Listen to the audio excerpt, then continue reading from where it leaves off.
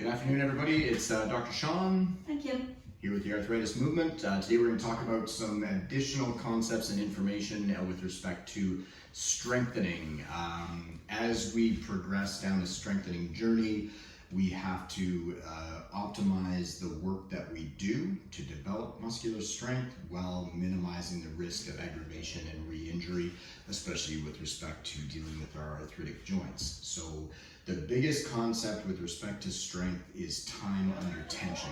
So the amount of weight isn't necessarily the biggest priority. We want to move towards failure as far as optimizing the load in our activities. We have to, however, deal with the construct of staying within a pain-free range of motion, and we need to make sure that we don't overload to the point of actually putting our joints at risk when we're trying to manage and recover from an arthritic flare-up. So what we can do in those cases is modify the movement. We can modify the position and the posture. We can also reduce the weight to reduce the risk, but then we can slow down the exercise in order to optimize the time under tension. A smaller weight with a longer contraction still yields decent strengthening benefits while significantly reducing the risk. If we are feeling very healthy and very strong and we want to go to higher weights where we're pushing and almost failing at the 3 to 5 repetition range, that is scientifically how we optimize our strengthening exercises. However, high risk when we deal with pushing ourselves towards that failure point. Joints become unstable, they become shaky, they are under significant compressive load because we are loading them maximally. If we cut that weight down in half, we reduce the risk by probably more like 75%. We just have to increase the time or slow down the repetitions so the time of the muscle being under load increases. You'll get 60, 70, 80% of the benefit while significantly reducing the risk. So for example, Kim's got a 3-pound weight here. Let's do a demonstration of a lateral raise for a shoulder exercise. Kim's had some shoulder issues, so she has to be cautious with this. So what's going to happen is instead, if you do a normal pace that you would do if you're feeling healthy and strong, right? Little bend in the knees, tummy tight, nice range of motion. She's not going above the shoulder plane with her hands, slight bend in the elbow. Now, shoulder's not necessarily feeling good, or she wants to, normally Kim would probably be using about double this weight, but now if she wants to get that exercise, really reduce the risk of being sore in the shoulder joint tomorrow, slow it right down. So we're going to go up with some pace, pause, and down, 1, 2, 3. Up, 1, down, 1, 2, 3. And now as she approaches that sort of 5 repetitions where we want to load that muscle before we give it a rest, she's going to have had more time with those muscles under tension and under load, allowing for the body to adapt and recover and build itself stronger. Next exercise, let's do a squat. So a couple different considerations with the squat. Let's do a hands down squat first. So set up yourself in your squat position. Connor has the view there, is it good? Gonna kick your bum out, drop down.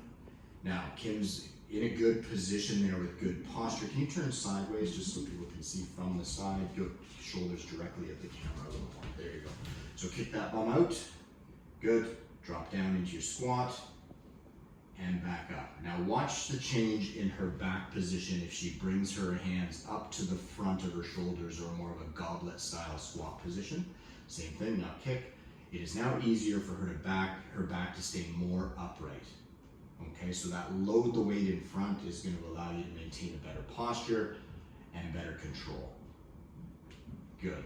Now, if she wants to increase the load on the muscles of her glutes and her quads while minimizing the risk on her back, she's going to leave those weights the same instead of grabbing a bigger, heavier weight that puts you at more compressive risk of injury here or injury to the SI joint, and go really, really slow on the way down. So she's going to drop down with a 1, 2, 3, a pause, and then up with some power or with some effort in a controlled manner. Okay, if she's feeling healthy and strong and warmed up, she can add a little bit of explosion to that. So again, 1, 2, 3, pause, and then up with some juice. Good. And see how she extends that right through nice and slow and controlled on the way down. She can gauge where she's at. If she gets down here after 4 or 5 reps and she's shaking, that means the muscles are starting to approach failure. So that's when you do not want to explode. You actually should really consider stopping your exercise at that point. We used to believe that when our muscles shook, they were actually under extreme load. We're going to demonstrate, or we're going to get more benefit out of that. We're going to take it to that point of shaking. In actual fact, when that muscle turns on and turns off, it's protecting itself. So it is trying to stop you from injuring it. And you will not achieve any benefit by pushing for 2 or 3 extra repetitions when you're in that tetany or in that shake.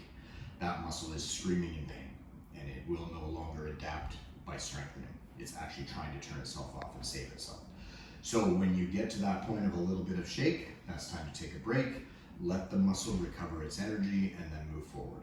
The other thing with respect to strengthening that you need to consider is your recovery time in between. We've talked about this in previous videos. Make sure you're taking about a 3 to 5 minute break. That gives the muscle that you've activated the whole time required to reestablish its anaerobic capacity. That's its ability to fire effectively early in exercise. As we use up that early stage exercise, we switch over to more aerobic. The whole physiological process changes. Once we rest, we build up that power and that strength. We have stronger contractions, safer contractions. We have better stabilization of our joints, better control, less risk of injury. So pick 5 exercises, do them for 3 to 5 repetitions, using as slow and controlled movements as is possible to get close to that failure point. Then take a good 3 to 5 minute break. 3 minutes is usually sufficient, especially when we're under smaller workloads. But give that good 3 minute break. During that time, that's a great time to do some of your stretches, some of your decompression exercises, do some abdominal or core work, train a different muscle perhaps, walk on the spot, keep your heart rate up. All of those things make that recovery time beneficial and usable. You're just training different things. Any other exercises you'd like to demonstrate? I think so. All right, so apply those strengthening techniques. Let us know if you have any questions, and we'll be back soon. There you go.